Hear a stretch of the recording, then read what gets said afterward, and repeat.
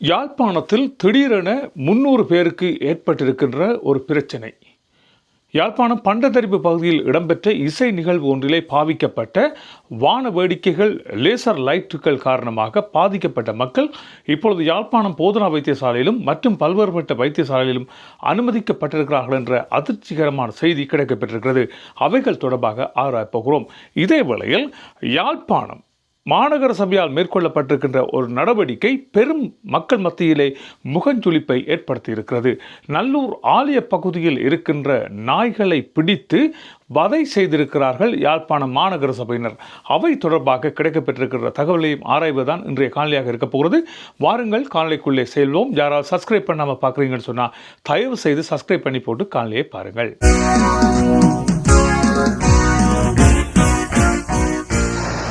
இப்பொழுது விடயத்துக்குள் வரலாம். என்னவென்று சொன்னால், யாழ்ப்பாணத்தில் இப்பொழுது ஒவ்வொரு ஆலயங்களும் போட்டி போட்டுக்கொண்டு இசை நிகழ்ச்சிகளை நடத்தி வருகிறார்கள். இந்த இசை நிகழ்வுகளிலே பல்வேறுபட்ட நிகழ்வுகள் ஒழுங்குபடுத்தப்பட்டு வருகின்றன. தென்னிந்தியாவிலிருந்து பிரபல பாடகர்கள் இறக்கப்பட்டு அங்கே பல்வேறுபட்ட நிகழ்ச்சிகள் நடைபெற்று வருகின்றன. திருவிழாக்கள் ஒவ்வொன்றும் ஒன்றை ஒன்று சளைத்தவை இல்லை என்பதை காட்டுவதற்காக பெரும் எடுப்பிலே இந்த திருவிழாக்கள் இப்பொழுது இடம்பெற்று வருகின்றன. பல்வேறுபட்ட மேளதாள வாத்தியங்கள் இறக்கப்படுகின்றன. பல்வேறுபட்ட கலைஞர்கள் வெளிநாடுகளிலிருந்து இறக்கப்படுகிறார்கள். பல்வேறுபட்ட நிகழ்வுகள் ஒழுங்குபடுத்தப்பட்டு வருகின்றன. இப்படி இருக்கின்ற வேளையில், அதாவது தங்களிடம் இருக்கின்ற பணபலத்தை காட்டுவதற்காக இவ்வாறு செயற்பாடுகள் அந்தந்த பகுதிகளில் இடம்பெறுகின்ற நிகழ்வுகளாக இருக்கின்றன.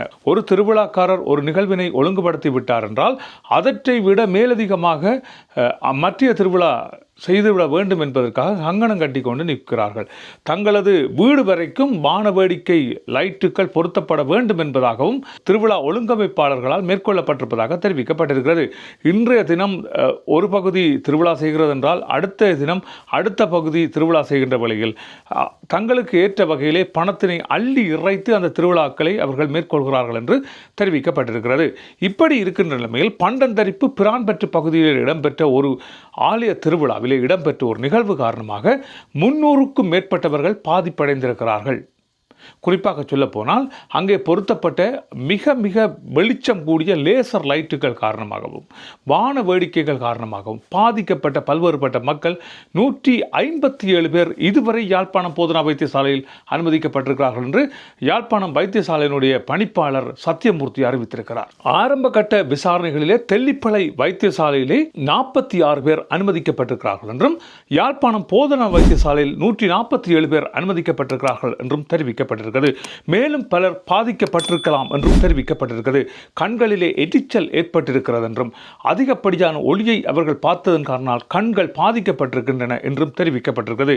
யாழ்ப்பாணம் போதனா வைத்தியசாலையில் 4 வாட்டுகள் துறக்கப்பட்டு அந்த 4 பிரிவுகளிலுமே இந்த பகுதியில் இருந்து வந்த மக்கள் அமர்த்தப்பட்டிருக்கிறார்கள் என்றும் அவர்களுக்கான பல்வேறுபட்ட சிகிச்சைகள் அங்கே வழங்கப்பட்டு வருகின்றன என்றும் பல்வேறுபட்ட வைத்தியர்கள் இப்பொழுது அவசர தேவை காரணமாக யாழ்ப்பாணம் போதனா வைத்தியசாலைக்கு அழைக்கப்பட்டிருக்கிறார்கள் என்றும் இவர்களுக்கான கண் சிகிச்சைகள் யாவும் உடனடியாகவே வழங்கப்பட்டு வருகின்றன என்றும் இவ்வாறான பாதிப்புகளை மக்கள் உணர்வீர்களாக இருந்தால் உடனடியாக போதனா வைத்தியசாலைக்கு வருமாறும் சத்தியமூர்த்தி அவர்கள் அழைப்பு விடுத்த வண்ணம் இருக்கிறார். அதே வேளையில் இவர்களுக்கான சிகிச்சைகள் உடனடியாகவே வழங்கப்பட்டு கொண்டிருக்கின்றன. இவர்களுக்கான சிகிச்சைகள் உடனடியாகவே வழங்கப்பட்டுக் கொண்டிருக்கின்றன. கண் பார்வை பாதிக்கப்படக்கூடிய சாத்தியக்கூறுகள் இருப்பதாகவும் தெரிவிக்கப்படுகிறது. எதற்காக இந்த வான வேடிக்கைகள் இடம்பெற்றன, ஏன் இவ்வாறு மிக ஒளி பரப்பக்கூடிய இந்த லேசர் லைட்டுகள் பாவிக்கப்பட்டன என்பது தொடர்பான விசாரணைகள் இப்பொழுது ஆரம்பிக்கப்பட்டிருப்பதாகவும் தெரிவிக்கப்பட்டிருக்கிறது. இதே வேளையில் இந்த மின் இணைப்புகளை வழங்கினார்கள் என்று சொல்லப்படுகின்ற நபர்கள் இளவாலை போலீசாரினால் கைது செய்யப்பட்டிருக்கிறார்கள் என்கின்ற தகவலும் இப்பொழுது கிடைக்கப்பெற்றிருக்கிறது. இதிலே உயிரிழப்புகள் ஏற்பட்டனவா வில்லையா என்கின்ற தகவல் இதுவரை வெளியிடப்படவில்லை. ஆனாலும் இந்த 300 பேர் என்கின்ற தொகை மேலும் மாறுபடலாம் என்பது போன்று தெரிவிக்கப்பட்டிருக்கிறது. பலர் இப்பொழுது உபாதைகளை சந்தித்து வருகிறார்கள் என்றும் தெரிவிக்கப்பட்டிருக்கிறது. எனவே எந்தவித பதற்றமும் அடையாமல் உடனடியாக வைத்தியசாலையை நாடுமாறு சத்தியமூர்த்தி அவர்கள் அழைப்பு விடுத்த வண்ணம் இருக்கிறார். ஏனென்று சொன்னால் இவ்வாறான ஒரு அறிகுறிகள் உங்கள் கண்களிலோ அல்லது உங்கள் உடலிலோ தென்படுமாக இருந்தால் உடனடியாக எந்தவித பதற்றமும் மேற்கொள்ளாமல் வைத்தியசாலையை நாடுங்கள். அங்கே உங்களுக்கு அவர்களுக்கு சகல விதமான ஏற்பாடுகளும் இப்பொழுது வைத்தியசாலை நிர்வாகத்தால் செய்யப்பட்டிருக்கிறது என்றும் தாதியர்கள் வைத்தியர்கள் மேலதிகமாக இப்பொழுது யாழ்ப்பாணம் போதனா வைத்தியசாலைக்கு வரவழைக்கப்பட்டிருக்கிறார்கள் என்றும் கண் சிகிச்சை நிலையம் இரவிரவாக திறந்திருக்கிறது என்றும் தெரிவிக்கப்பட்டிருக்கிறது. செல்பவர்களுக்கு உடனடியாகவே கண் சிகிச்சைகள் எல்லாம் அங்கே நடைபெற்றுக் கொண்டிருக்கின்றன. தாமதிக்காது அவர்கள் அங்கே வருமாறும் இப்பொழுது சத்தியமூர்த்தி அவர்கள் அழைப்பு விடுத்திருக்கிறார். ஒரு ஆலய திருவிழாவை பொறுப்புடன் நடத்த வேண்டிய ஒரு பொறுப்பிருக்கின்ற நபர்கள் ஏன் இவ்வாறு நடந்து கொள்கிறார்கள் என்கின்ற ஒரு தன்மை காணப்படுகிறது. மிகை ஒலிபரப்பிகளை வைத்து இவ்வாறு மக்களை துன்புறுத்துகின்ற ஒரு செயற்பாட்டை மேற்கொண்ட ஆலய நிர்வாக சபை மீதும் நடவடிக்கை எடுக்க வேண்டும் என்பதாக தெரிவிக்கப்பட்டிருக்கிறது. இவை தொடர்பாக போலீசார் ஒரு தீவிர நடவடிக்கைகள் எடுப்பார்கள் என்றே தெரிவிக்கப்படுகிறது. யாழ்ப்பாணத்தில் நடைபெற்று வருகின்ற இவ்வாறான ஆலய திருவிழாக்கள் மக்களை ஒரு விபரீத நிகழ்வுகளுக்கு இட்டுச் சென்றிருப்பதாகவே பார்க்கப்படுகிறது. பணபலத்தை காட்டுவதற்காக இவ்வாறு மக்களோடு விளையாடிய இந்த நிர்வாகம் மீது உண்மையாக நடவடிக்கை எடுக்கப்பட வேண்டும் என்பதாகவும் இவற்றுக்கெல்லாம் யார் அனுமதித்தார்கள் என்பது தொடர்பாக நடவடிக்கை எடுக்கப்படும் என்பதாகவும் இளவாலை போலீசார் இப்பொழுது தெரிவித்திருக்கிறார்கள். போலீசார் விசாரணைகளை மேற்கொண்டு வருகிறார்கள். எங்கிருந்து இவை வரவழைக்கப்பட்டன, யாரால் இவை ஒழுங்குபடுத்தப்பட்டன என்பது தொடர்பான சகல விவரங்களும் இப்பொழுது போலீசாரால் சேகரிக்கப்பட்டு வருவதாக தெரிவிக்கப்பட்டிருக்கிறது. சரி, இவை இப்படி இடம்பெற்றுக் கொண்டிருக்கின்ற இந்த காலகட்டத்திலே நேற்றைய தினம் சமூக வலைத்தளம் ஊடாக ஒரு பரவிய ஒரு காணொளி. யாழ்ப்பாணம் நல்லூர் திருவிழா இடம்பெற்று வருவதை நீங்கள் எல்லோரும் அறிந்திருப்பீர்கள். நல்லூர் திருவிழாவையொட்டி அந்த வீதிகளில் இருக்கின்ற நாய்கள் பிடிக்கப்படுவதாக அறிவிக்கப்பட்டிருந்தது.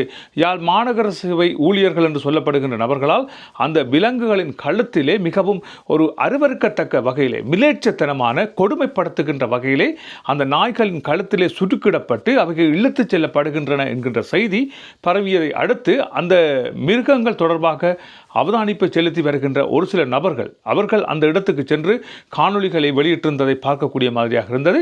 அதிலே ஒரு சில நாய்களுக்கு கருத்தடை செய்யப்பட்டிருப்பதாக தெரிவிக்கப்பட்டிருக்கிறது. இவர்கள் எங்கு சென்று பாதுகாப்பான முறையிலே இந்த கருத்தடைகளை மேற்கொள்கிறார்களா அல்லது பிடிக்கப்படுகின்ற நாய்கள் மண்டையிலே அடித்து அவை கொல்லப்படுவதாகவும் அந்த காணொளியிலே அவர்கள் தெரிவித்திருந்தார்கள். நாய்களை அடித்து வாகனத்துக்குள் தூக்கி எறிவதை தங்களால் பார்க்கக்கூடிய மாதிரியாக இருந்ததாகவும் நாய்களை பிடிக்க வருகின்ற நபர்களை பார்க்கின்ற வழியில் மிகவும் கொடூரமானவர்களாகவும் அவர்கள் கைகளிலே ஒரு இரும்பு கம்பியில் வைத்து ஒரு சுருக்கு போடுகின்ற ஒரு கம்பியை வைத்து அந்த மிருகங்களின் கழுத்திலே சொருகி அவற்றை இழுத்துச் செல்கின்ற காட்சிகளை பார்க்கக்கூடிய மாதிரியாக இருந்ததாகவும் அவர்கள் தெரிவித்திருந்தார்கள்.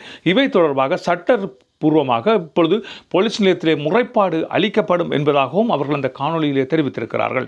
நீங்கள் மிருகங்களை வதைத்துவிட்டு இந்த ஆலயத்திலே இவ்வாறு திருவிழாவை செய்ய வேண்டுமா என்பது போன்றும் அவர்கள் கேள்விகளை கேட்டிருக்கிறார்கள். இந்த ஆலயத்தில் தெய்வம் இருக்குமாக இருந்தால் இவ்வாறு உயிர்களை வதைக்கின்ற செயற்பாடுகளுக்கு யார் அனுமதி அளித்தது என்பது தொடர்பாகவும் இப்பொழுது கேள்விகள் கேட்கப்படுகின்றன.